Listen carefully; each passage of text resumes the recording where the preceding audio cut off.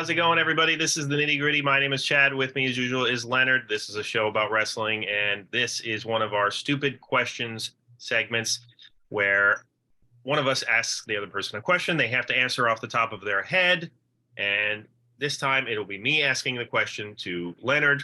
So, Leonard, what is the perfect number of pay-per-views per year for a wrestling company? Should there be one pay-per-view a month, or do you prefer it being fewer?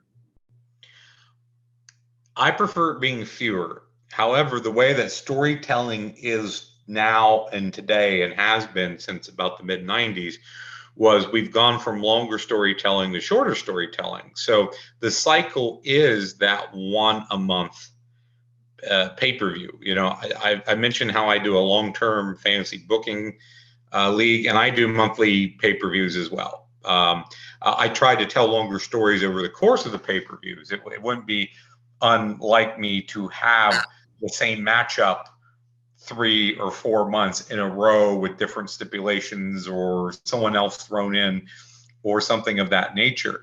Back in the day when WWE just had the big four, that seemed good for the type of storytelling they were doing.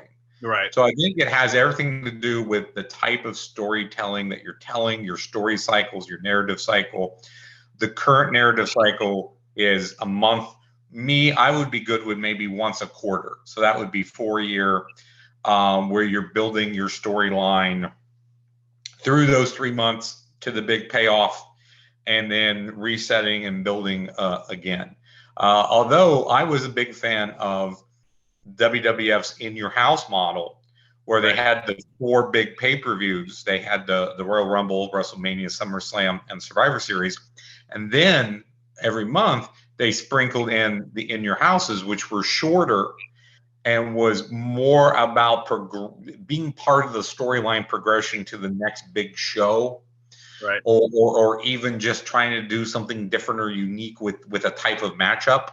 So my ideal, I'll say this, would probably be the big four with maybe a special In Your House style shorter show in between, maybe even something where you're highlighting, maybe like if the WWE would have like an all tag show or an all women show, or maybe a show like when they go out and they did a show at the show they did at the castle in Ireland, or something where it's a little different. Clash of the Castle, where you're doing something a little bit different. Right. I think that would be the ideal for me. So your opinion on that? Are you a monthly guy, or are you like a bigger time frame? Well, I mean, I think a lot of it also depends. Like what you were telling, what you said was correct in how storylines are told these days versus how they were told in the 80s and early 90s. I also think it's about like how hot the territory or the program or the company is. Like in the mid to late 90s when Stone Cold and The Rock were on top, you wanted to see them in big matches every month. That was fun.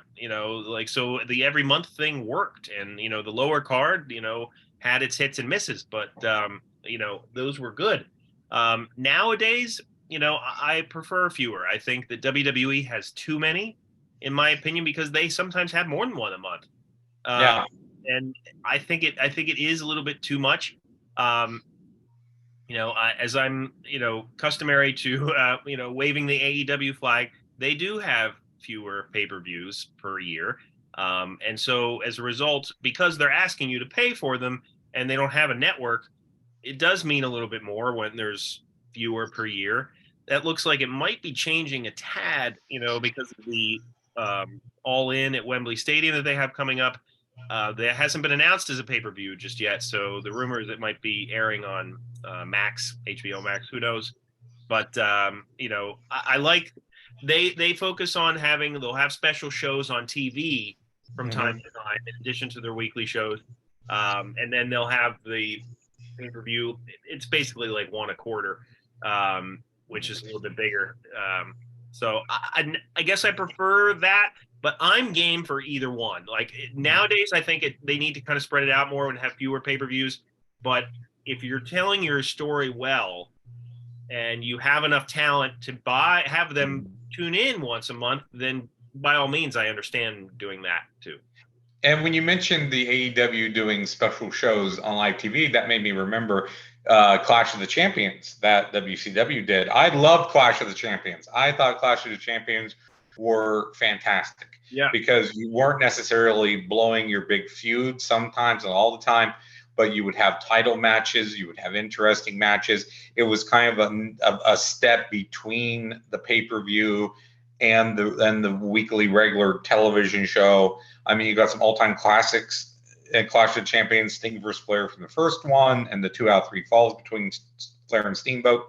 So, I guess if I can revamp my answer, I think I would probably like something closer to what WCW was doing in the late 80s, early 90s, right, with their pay-per-views. They were starting to up their pay-per-view game a little bit, but with those Clash of the Champions. So maybe, again, I'm not an AEW fan. I don't watch the current product, but maybe what AEW is doing just with that type of cycle would be probably what I would like. Yeah, and I think that AEW's nod to Clash of the Champions is their Battle of the Belts series, which I don't know if they're going to continue to do that as much now that they have their show on Saturday, Collision. But yeah, certainly that's the way it started, because all the matches were title fights. So, but yeah, that was one that I had for a while in the can. I thought that was interesting because right now you have two different major companies who are doing it in two different ways. I'm going to ask you a question that I know you can't answer. Okay. What does Impact do? I know they still have pay-per-views. I know, but I don't know what their cycle is. Yeah, no, I don't know what their cycle is. I know they still run. I mean, I want to say it's one a month, because but we often lose track of them, right? Right. So because I know I think they're heading towards Slammiversary. Something like that. I would actually, I don't have cable. I don't even know what channel Impact is on anymore. But I would actually like to watch it because occasionally I do read the TV tapings, how they went and who won, and they've got some interesting guys Shelley and Saban are on top there, and Aldis is there, and your boy Nick Aldis is there. Yes, I love Nick Aldis, and we talked about that in the past when he left NWA. We had talked about where he would go and what would be the right choice, and you thought WWE. I don't know at the time. I might have leaned towards AEW, but they had so much talent. I don't think I was even totally in that ballpark. Yeah, he's at Impact now, and I'll say this: if he's happy there, his wife is there, so obviously that's part of it. And the women's division interests me because it's a lot of names I don't know. So I like the idea that they're building a fresh women's division. And I would actually, and I've heard good things about the booking. Scott D'Amore is the booker, and I've heard good things about the booking.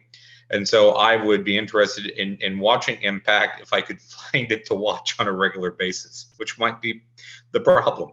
I think that I think he's better than Impact. But if he's happy there, yeah. Well, you gotta stop. You gotta start somewhere. That's true. Who knows where he might be in the next 5 years? Right. But yeah, no, that's a funny question though. But yeah, they obviously still do pay-per-views. But yeah, who knows what their cycle is altogether? And don't even ask about it. NWA Power, because they do shows. I don't know how long. Yeah. We talked about. I was watching NWA Power. I got out of it. Tyrus does nothing for me. I was just about to say you're not a Tyrus fan. Not a Tyrus fan. I was more interested in Trevor Murdoch. Yeah, well, yeah, no, that's true. He's very underrated, and but all these companies, as the man said on Twitter, would be number one in the whole world if they just signed the big guy Ryback. Yes, yeah, that just goes without saying. Yeah. Anywho, so let us know what you think about the different companies and their pay-per-view schedule. Do you prefer a lot or do you prefer fewer? Because I'm sure everybody has a different opinion on that. You know, if someone had Ryback, they could do weekly pay-per-views easily. Yeah, that's probably true. Back when, NWA TNA was doing, Yes, because they couldn't get a TV deal anywhere else, right. and those were like I think very short shows. Like I don't know if they were approximately an hour, and they were very cheap. I think it's like 1 And to 2 hours at a time. yeah, and I mean, and if that was, I think they were maybe around $10 or even under $10. So if that got them through the early part of creation. So I don't think that's a viable model for most companies to do. No, yeah, they were But they getting did started, it to get started. They yeah, did it to get started, and it worked at the start. I had thought about at the time buying one or two of them, but I never knew which ones to buy. Would I be getting one that was worth my money? Would I not? Because some of them were genuine, just not throwaways, but they were building like an old territory would. They would be building to a bigger show. Yeah, week to week. If you have Pluto TV, there's a TNA channel, part of their sports line, and they do from time to time show the old weekly pay-per-views. Oh, that's they show. Yeah, they don't seem to show things in order. They just seem to kind of bounce around. They'll show current stuff and old stuff, and sometimes I'll just see what's on and wind up watching a random pay-per-view or a random episode of Impact from '08 or wherever. But that channel is if you want to get into old Impact, is a good thing if you just want to like check out some random stuff they used to. Or you could check out their app, which is not good at all. But yeah, I would guess that the channel is derived from the app, but probably a little bit better, a little Plutoed up. Right. All right. So yeah, let us know your thoughts, what you prefer. Check out our full-length episodes, our random match reviews, our segment surgery, what's that card, and we are available wherever you listen to podcasts. We usually like to put the stupid questions in a compilation podcast for those of you who only listen to us audio. So let us know what you think. For Leonard, my name is Chad, and we will see you next time.